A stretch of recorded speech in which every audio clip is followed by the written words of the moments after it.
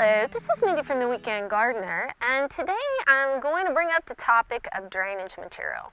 Now, why would I do that? Drainage material is extremely important when you are container gardening because it allows a space for the water, the excess water, to go into. This is also extremely important if you don't have a pot with a hole in the bottom. But I've covered different types of drainage material that you can use.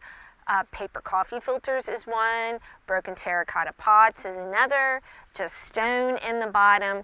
But today I'm going to cover a drainage material that you may never have thought of. And I really like this drainage material for this fact and this fact only. Well, I should say two facts.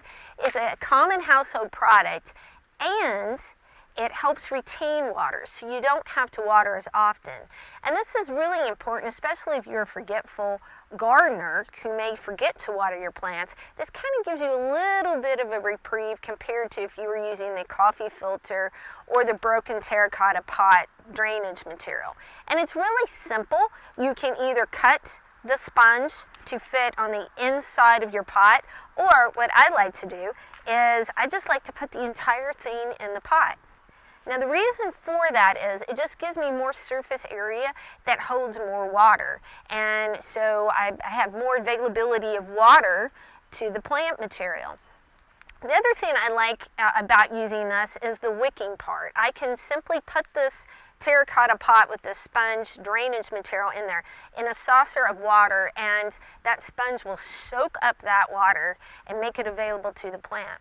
The other thing I like about this is it's hard to overwater your plant material because once that sponge becomes saturated, the excess water is going to leach out of the bottom of the pot. So you don't really have to worry about overwatering your plant material as long as you pour off that excess water from the saucer. So I hope the next time you go to plant and you're going, what am I going to use for drainage material?